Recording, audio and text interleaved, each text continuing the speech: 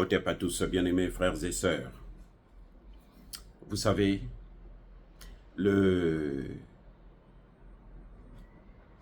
comment on appelle ça? Aux États-Unis, la transition a déjà commencé. La transition politique a déjà commencé.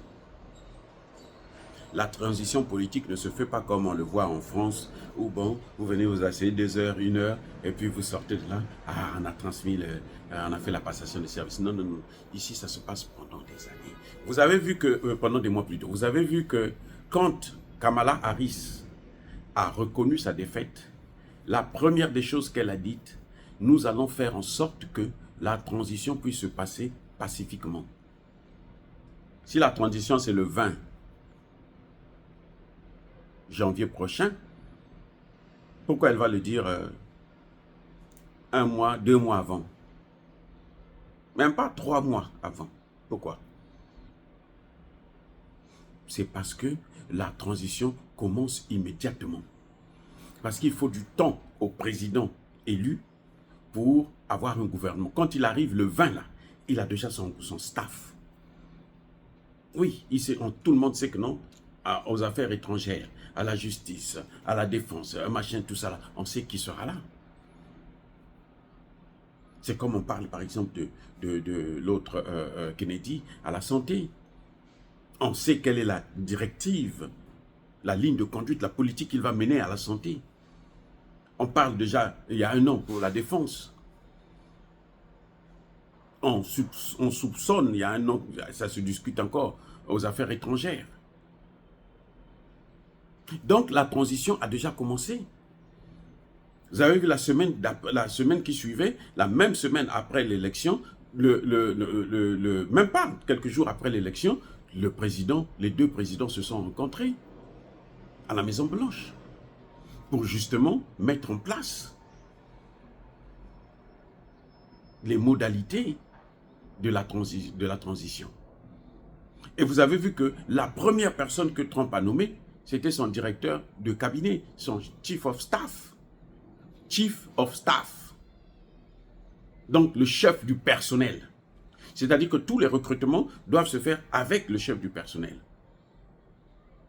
On doit lire les CV, on doit avoir des entretiens. Ici, c'est pas comme chez nous en Afrique, on prend le cousin là-bas, le machin, tout ça là, comme dans nos pays. C'est pour ça que d'ailleurs que ça marche pas. La pourriture, vous prenez quelqu'un qui n'a même pas fait des études, vous le mettez là des illettrés. Ou des gens qui sont diplômés, mais des diplômés garage. Ils sont des diplômés, mais ils n'ont jamais rien fait de bon avec ces diplômes-là. Ici, c'est pas comme ça. Aux États-Unis, c'est pas comme ça. C'est tout un processus. C'est-à-dire qu'il y a un recrutement qui se fait comme si vous allez à l'entretien pour l'embauche. On ne vous prend pas secrétaire au trésor comme ça par hasard. Non. Ça ne se fait pas par un coup de tête. Donc nous sommes déjà en transition. Si nous sommes en transition, ça veut dire quoi? Ça veut dire que le gouvernement qui est là seulement pour régler les affaires courantes. Les amis, le gouvernement de Biden n'a plus de légitimité pour prendre n'importe quelle décision, en principe. Vous voyez, il n'a plus de légitimité pour ça. Parce qu'il est là pour régler les affaires courantes. Par conséquent, la situation de l'Ukraine, ce n'est pas une affaire courante, mais c'est un dossier mais lourd de conséquences, non seulement pour les États-Unis, mais pour le monde. Le président ne peut pas prendre la décision seul. Comme ça, dire, bon, allez, attaquer la Russie avec nos missiles. Mais il peut provoquer une guerre mondiale. Qui est-il pour faire une telle décision? Il ne peut plus prendre une telle décision. Ça, ce n'est pas une affaire courante. Pour prendre une telle décision, il devrait d'abord se concerter avec le président qui est élu, Donald Trump. Il devrait avoir une concertation. Parce que c'est quand même Donald Trump qui va gérer la suite. Eh oui, à partir du moment où la transition commence, tu n'es plus libre de faire des choses seul. Non, tu dois le faire pour certaines choses. Tu es là, les affaires courantes, oui. Mais les choses des grands dossiers comme celui de l'Ukraine, envoyer des armes, déclarer une guerre carrément, parce que rentrer en guerre, parce qu'en envoyant les attaques MS là, c'est comme si vous déclarez, les États-Unis déclarent la guerre à la Russie. Oui, puisque ce matériel-là, ces missiles-là, ne peuvent pas être lancés par des Ukrainiens. Ça doit être des Américains.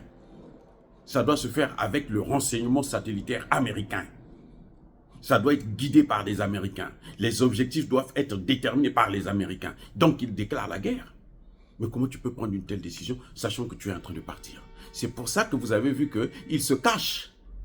La Maison-Blanche n'a pas fait de commentaires. Donc, on se demande même si c'est vrai. Eh oui, les gars. On se pose la question de savoir si c'est vrai. Parce que c'est pas le président Biden n'a pas la légitimité de prendre une telle décision de haut niveau. C'est trop, c'est pas possible, c'est pas normal, ça ne se fait pas. Eh oui.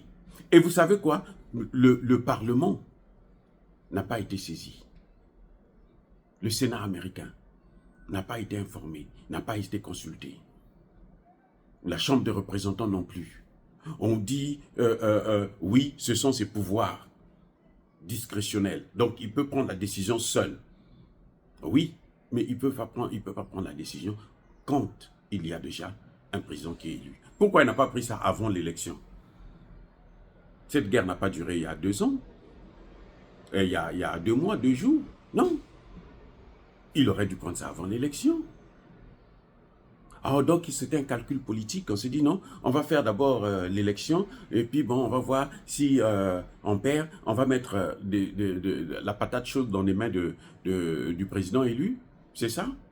Mais c'est pas ça la politique pour un grand pays comme les États-Unis. Et oui, quand on nous donne des leçons de démocratie, des droits de l'homme, voilà la démocratie et les droits de l'homme. Ça, c'est une violation directe de la démocratie parce qu'il ne respecte pas la Constitution. Il n'a pas le droit, pendant la période de transition, de prendre une décision aussi grave sans se concerter avec le président élu qui va gérer cette situation-là. Le temps d'envoyer, parfois le temps d'envoyer, de mettre toutes ces choses en marche, Trump sera déjà intronisé. Et vous allez dire quoi? Et s'il lui dit, il stoppe ça. Heureusement que la décision qu'il a prise, comme il a prise par décret, par ordonnance, si c'est vrai, si ça a été pris, Donald Trump aussi peut venir par ordonnance arrêter ça. Maintenant, quelle sera la situation de l'Ukraine? Vous imaginez l'Ukraine qui aggrave la situation, qui jette de l'huile dans le feu, et puis il est abandonné, il est seul. Les États-Unis, Trump peut venir le premier jour là, il dit enlever, mais il a fait ça avec Obama, non? Toutes les lois qu'Obama avait fait là, il a tout balayé. C'est comme ça que ça se passe. Il peut venir le premier jour, il dit stop, arrêtez-moi avec ça.